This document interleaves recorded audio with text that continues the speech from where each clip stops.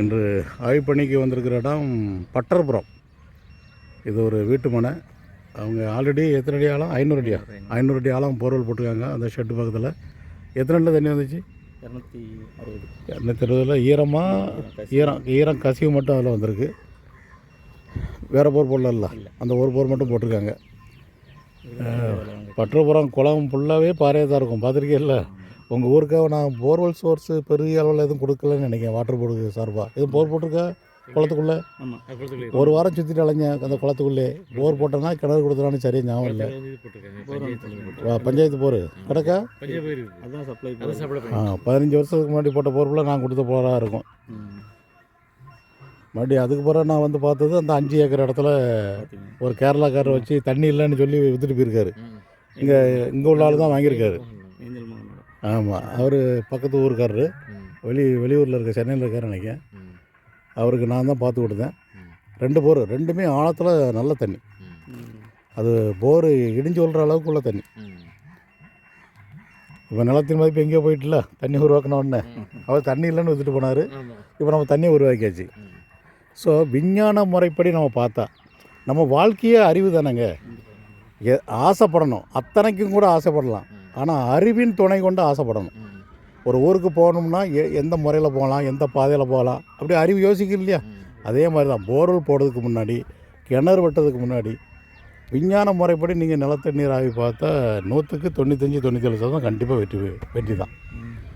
இதில் தவறு நடக்குன்னா என்னுடைய கவனக்குறைவினால் பெரும்பாலும், இல்லை சில டெக்னிக்கல் ஃபால்ட்டு.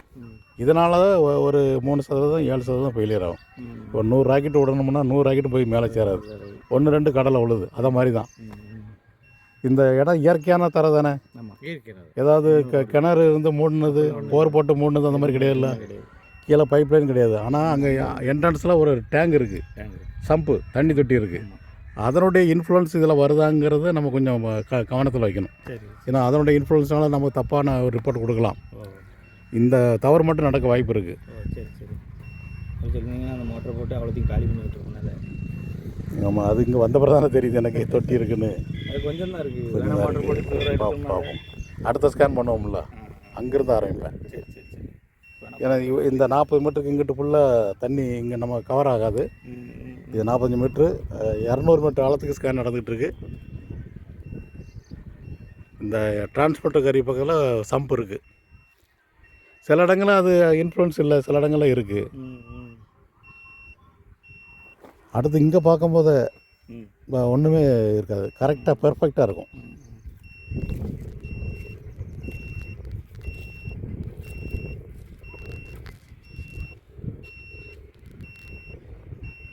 நான் நிறைய வீடியோவில் சொல்லியிருப்பேன், பக்கத்தில் உள்ள போரு, கிணறு, தண்ணி தொட்டி, சேஃப்டி டேங்கு இதெல்லாம் பாதிக்கும். இந்த மாதிரி வெர்ஜின் லேண்டு, அதாவது தரிசு நிலத்தில் ரிசல்ட் அப்படியே அக்யூரேட்டாக இருக்கும்.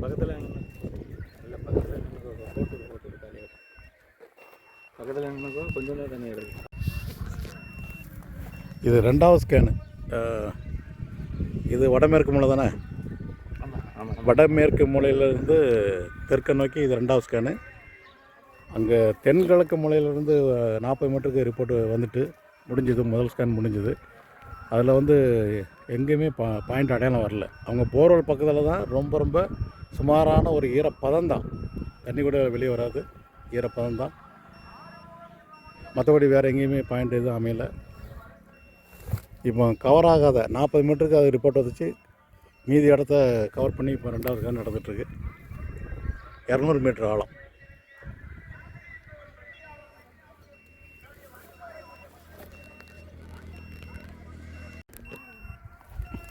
ஸோ இது வடகிழக்கு மூலையிலேருந்து தெற்கு நோக்கி இது 3வது ஸ்கேனு. 31 மீட்டர் லென்த்து, 200 மீட்டர் ஆழம். 2வது ஸ்கேனில் எதிர்பார்த்தபடியே ஒரு பாயிண்ட், நல்ல பாயிண்ட் அமைஞ்சிருக்கு. 450 அடிக்குள்ளே அந்த பாறை பிரேக் ஆகிற மாதிரி காட்டுது.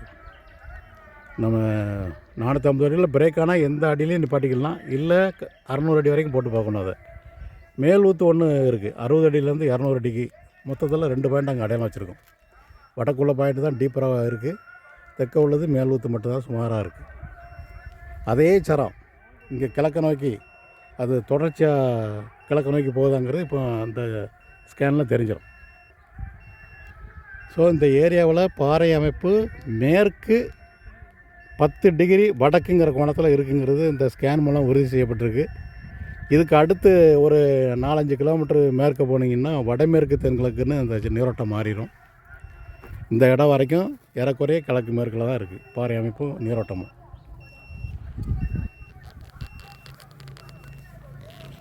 இது முதல் ஸ்கேன் ரிப்போர்ட்டு. பாயிண்ட் எதுவுமே அமையலை. போர்வெல் இதில் தான் போட்டிருக்காங்க, தண்ணி இல்லை. இது ரெண்டாவது ஸ்கேன் ரிப்போர்ட்டு. இதில் 2 பாயிண்ட் அடையாளம் இருக்குது. ஒன்று மேல் ஊற்று, ஒன்று கீழ் ஊற்று. கீழ் ஊற்று பாயிண்ட் போர்வெல் போட பரிந்துரை. 3வது ஸ்கேன்லேயும் பாயிண்ட் இருக்குது. அது அது 2வது சாய்ஸ். ஸோ 1வது ஸ்கேனில் எந்த இடமும் அடையாளம் வரல. 2வது ஸ்கேனில் 2 பாயிண்ட்டு. அதில் ஆழமாக உள்ள பாயிண்டில் முதல் சாய்ஸு. 3வது ஸ்கேனில் ஒரு பாயிண்ட் இருக்குது, அது 2வது சாய்ஸ்.